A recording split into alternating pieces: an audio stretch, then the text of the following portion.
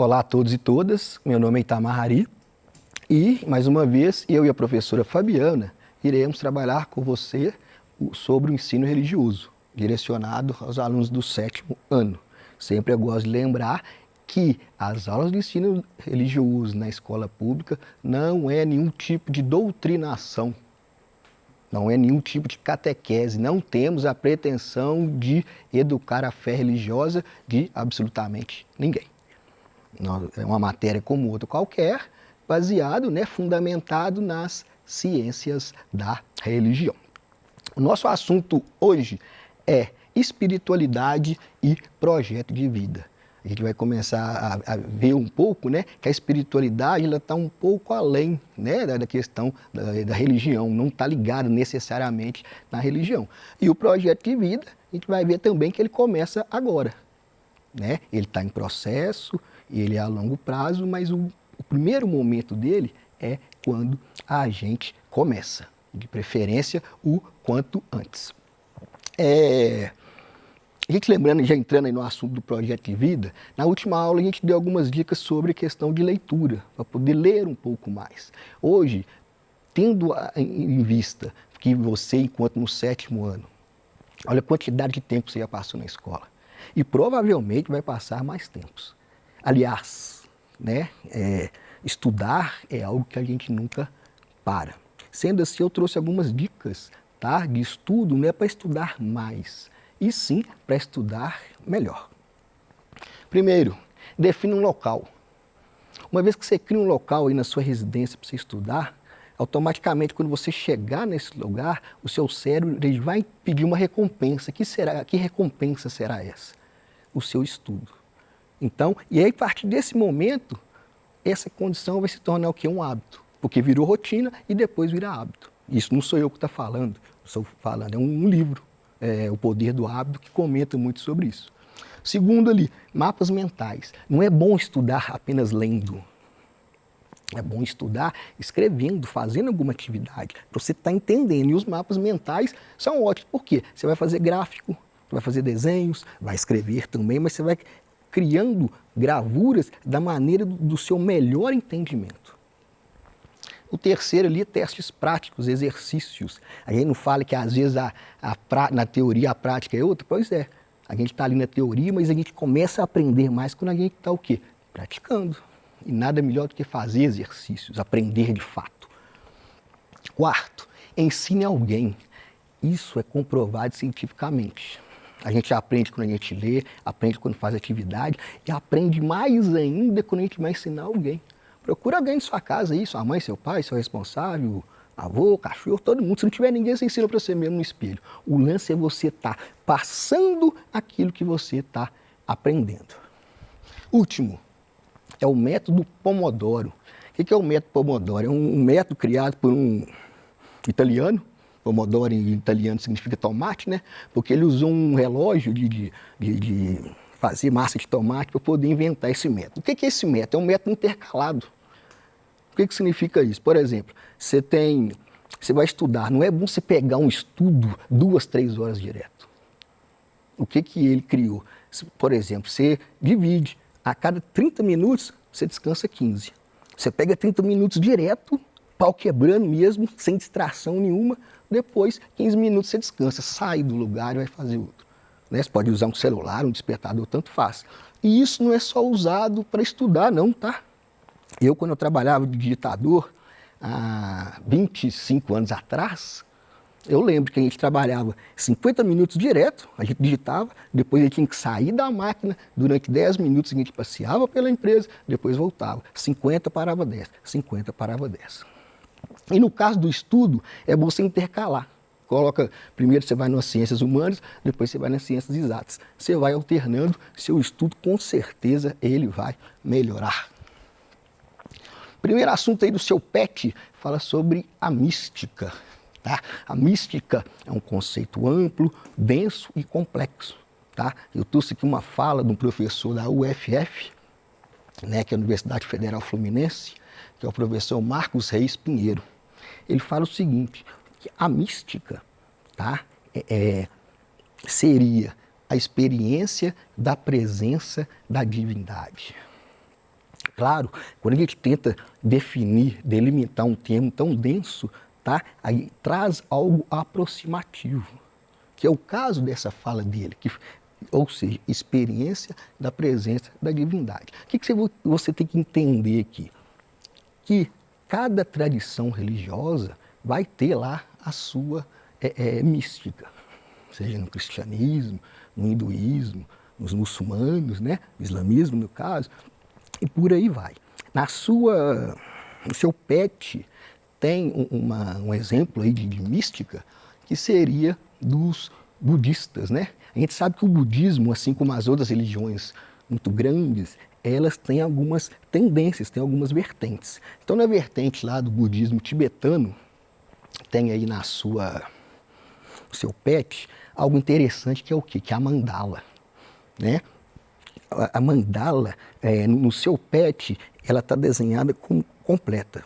Aqui eu trouxe uma foto para você imaginar como ela é feita, principalmente a de areia, né? Você pode ver ali que tem um monge budista, né? No seu cantinho ali esquerdo tem alguns potes, ali são as areias que ele vai colocando na mandala que está um pouco mais na frente.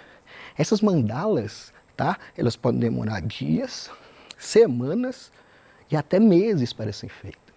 É um processo muito demorado, é um processo muito meticuloso, tranquilo. E, na opinião dos budistas, durante a elaboração da mandala, o que acontece? De areia, no caso, é um profundo processo de quê? De meditação, que são lapidados o autoconhecimento, a harmonia interior, a paciência, a determinação e etc. E o interessante dessa prática, né, que quando ela é terminada, quando eles terminam a mandala, como já disse, às vezes pode demorar muito tempo, geralmente ela passa por alguns rituais e depois disso ajunta-se toda a areia, tudo que foi feito e joga no rio, na água corrente. Até nisso é um ensinamento, porque tenta mostrar que dos motivos da vida é o quê? É a impermanência. Ou seja, nada é permanente. E até fala que a nossa dor, às vezes, é querer permanecer em algo que um dia vai deixar de existir. Eles pregam que a gente tem esse desapego com as coisas impermanentes. No YouTube tem. É interessante você ver como faz essa mandala, é muito bonito. Na outra linha aí do budismo, que é o Zen budismo, ele no seu pet 7, trouxe a monja Koen. É uma figura muito famosa aí nas redes sociais, né? E pelas suas palestras, né? Ela dá palestras, conselhos, estilos de vida e sempre pregando a cultura de paz. Não precisa necessariamente a pessoa ser budista, tá? Para poder seguir os ensinamentos. É interessante, eu gosto de ver. Ela estudou no Japão, né? Se tornou monja lá e agora representa o Zen budismo no Brasil. No Zen budismo também tem os koans. Para quem é cristão, vai lembrar, é muito parecido com as parábolas. Jesus não usava aquelas histórias, aquelas parábolas lá para poder explicar a questão do que ele queria pregar aqui na Terra enquanto ele passou. Pois é, no budismo tem os koans, que é o quê? São os exercícios filosóficos, contos, enigmas, que para ser difundido no caso do budismo. O seu Pet trouxe um interessante, o do chá, né? Foi um pesquisador, querendo aprender o Zen budismo com um monge, né? Ele chegou para esse monge e pediu explicações sobre o Zen budismo. Só que ele começou a falar e o monge apenas escutou. Aí quando ele foi servir o chá para esse pesquisador, o monge, de propósito, ele deixou o chá transbordar. Aí o pesquisador falou assim, mas você está jogando meu chá. Fora por quê? Aí um monge disse para ele, está igual a você. Você veio para conversar comigo e em nenhum momento você deixou falar. A gente já falou de diálogo aqui no outro encontro, né? Que um diálogo tem que ser o quê? Mão dupla. Uma arte que nós precisamos, nós seres humanos estamos precisando aprender ultimamente é o quê? Aprender a escutar o outro. No caso, foi esse ensinamento desse koan. Tem um outro koan também interessante, que é muito difundido, o seguinte: imagina o som das palmadas de duas mãos. A pessoa está batendo palma. Agora você vai imaginar o som de apenas uma mão. Aí você vai pensar, mas uma mão não tem jeito de bater palma. Mas a ideia do koan é esse mesmo. É criar um questionamento, né? Criar um pensamento de qual seria o som de apenas uma palma. Outro assunto que a gente tem no CELPET é sobre o quê? A espiritualidade. A espiritualidade, a gente vai ver que ela está além da questão religiosa. A gente pensa que espiritualidade está ligado à questão da religião. Nem sempre. A pessoa pode muito bem ter a sua espiritualidade, mas não ter crença religiosa, não seguir nenhum tipo de tradição religiosa. Mário Sérgio Cortella, que é um pensador, filósofo, ele traz um conceito, uma fala que dá para a gente entender um pouco o que seria essa espiritualidade. Ele fala: a espiritualidade é a resposta a um desejo forte da vida ter sentido, de ela não se esgotar naquele momento nem naquele trabalho. A gente está sempre pensando para além, não ficar no acontecimento específico daquela forma. E ele continua: a espiritualidade, ela dá sentido à vida, nos ajuda a dar beleza na existência, né? Isso não significa uma vida sem dificuldades, é verdade. A gente sabe que a vida, quando a gente começa a dar sentido na vida, os percalços não é o tempo todo de feliz. Por isso que a gente precisa aprender a dar o quê? Sentido. Como que eu vou viver nessa vida? Onde a professora Tassiana, na última aula dela, né, do 8º ano, ela comentou sobre o sentido da vida. A gente precisa o quê? Dar o sentido na vida. E quando a gente começa a pensar nessa questão de dar o sentido da vida, passa muito pelo quê? Pelos projetos de vida. Para a gente entender um projeto de vida, vamos entender aqui essa tirinha do Snoopy. O Snoopy é um cachorro muito famoso, tá, gente? Já foi escolhido o cachorro mais famoso do mundo. Ele começou a ser desenhado em 1950 e só parou em 2000, quando o seu desenhista aposentou e um pouco depois faleceu. É muito famoso a história dessas justamente porque nas suas tirinhas tem alguns questionamentos, tem alguns ensinamentos. Vamos pensar relacionado à questão do projeto de vida. Ele, no primeiro quadrinho: minha vida virou um tédio. É tudo sempre a mesma coisa, todo santo dia. Terceiro quadrinho: eu preciso de uma mudança. Quarto quadrinho: ele permanece da mesma forma. Será que dessa forma a vida dele teria uma mudança? É um questionamento para nós. Se eu preciso mudar, eu tenho que fazer algo para mudar. Eu preciso estar em movimento, até para o inimigo pensar que nós somos muitos. Entrando no projeto de vida, vamos dar um exemplo primeiro, depois a gente lê o conceito aqui da Valéria Arantes. Teve um caso muito triste que aconteceu aqui no Brasil, no Recife, do menino Miguel. Uma empregada doméstica, não tinha com quem deixar, levou o filho para o trabalho. Quando ela foi passear com os cachorros da patroa, ela falou: fica com o meu menino de apenas 5 anos. Só que na hora que ela saiu com os cachorros, o menino de 5 anos queria a mãe dele, a patroa, que teve os seus filhos criados por essa empregada durante anos, não conseguiu ficar com o filho da empregada doméstica 5 minutos. Deixou o menino de apenas 5 anos sair. O menino correu pelo prédio, chegou no 9º andar, infelizmente, caiu lá de cima e morreu. Com desespero e tal, a mãe tinha um único filho, está desesperada. O que ela fez? Ela resolveu, poderia ficar chorando, ela ficou, mas resolveu dar um outro sentido para a vida, ela criou um projeto de vida. O que ela fez? E durante esse processo, ela está muito lutando na justiça, por causa de alguns direitos e tal, o que ela fez? Ela resolveu fazer o curso de Direito.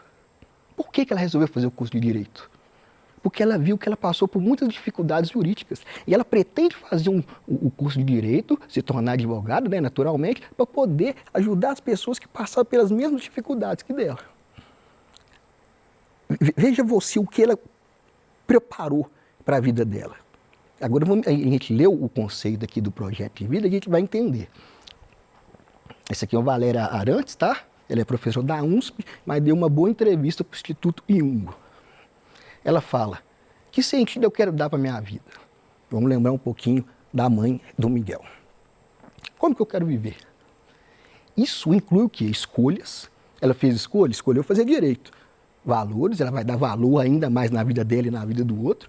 Princípios, ações, metas, objetivos mais a curto prazo. O que ela fez primeiro? Foi lá e fez o vestibular do curso de Direito. Já passou e já vai começar. Agora no início de 2001. Para se alcançar um projeto que é muito maior, o projeto de vida passa nisso. Nós temos objetivos curto prazo, médio prazo e a longo prazo. Ela não é um exemplo disso aqui. E a gente tem que preocupar também nesse projeto de vida sobre a questão pessoal, a questão profissional e a questão social. Quando duas amigas lá de Betim, chamada Lurdinha e professora Valéria, me chamaram para participar de um projeto de vida, a gente está participando. Por quê? Isso é toda quarta-feira. Qual o melhor lugar para a gente lapidar esse projeto de vida? Justamente na escola, que é onde o menino está começando ali a vida, né? E dali a gente vai dando esse tipo de conhecimento. A gente vai pensando no projeto de vida, o que a gente vai fazer? Né? A gente vai ajudar o menino a criar, a passar por esse projeto de vida. Não só nós, como também a família, a instituição que o menino participa e por aí vai. E lembrando que a pessoa, às vezes ela pensa, eu sou o lado profissional. Não. Lado pessoal e principalmente o lado social. Porque o projeto de vida influi ética. Então, ele vai além do que ele do sujeito. Ela, quando pensa, a mãe do Miguel, quando ela pensa em ajudar outras pessoas, quer dizer, o projeto dela está indo além dela mesma, além do sujeito. E aqui eu trouxe 3 filmes que dá para assistir, né, que é menor, que fala muito sobre o projeto de vida. Primeiro, o menino que descobriu o vento, que ele é o pai dele, muito interessante, já falei desse filme aqui. É um filme que o menino cisma que a bicicleta do pai dele vai ajudar a levar água para a aldeia dele. E ele consegue. Aí ele mesmo preocupado com o projeto de vida. O outro filme, isso é filme para poder ver com todo mundo, tá, gente? Mãos Talentosas. A mão do menino que era discriminado na escola, de repente, o que acontece? A mãe dele, que era analfabeta, faz ele e o irmão dele estudar, ele acaba virando um dos maiores neurocirurgiões do mundo. Inclusive, ele foi um dos primeiros que conseguiu separar 2 gêmeos siameses grudados pela cabeça. E os 2 viveram. E o terceiro, A Procura da Felicidade. Um cara que com o filho dele passa a viver na rua, dorme na rodoviária, dorme do metrô, e, no entanto, consegue no final se dar bem. São 3 histórias de quê? De projetos de vida. No caso, o primeiro, o próprio menino pensou no projeto de vida dele, aqui no caso a mãe, e naqui ele já adulto fez um projeto de vida também. E tem um outro filme, que eu não posso indicar, mas vale a pena, que é o Gambito da Rainha. Na verdade é uma série. Ela é uma menina que aprendeu a jogar xadrez e quando ela viu que ela estava se dando bem no xadrez, o que ela fez? Começou a estudar o russo, porque aprendendo o russo, ela saberia que ia jogar com os grandes campeões lá da União Soviética na época. E essa aula foi dedicada à aluna Rose Santos. Ela sempre participa aqui do Tirando Dúvida. Valeu, tamo junto.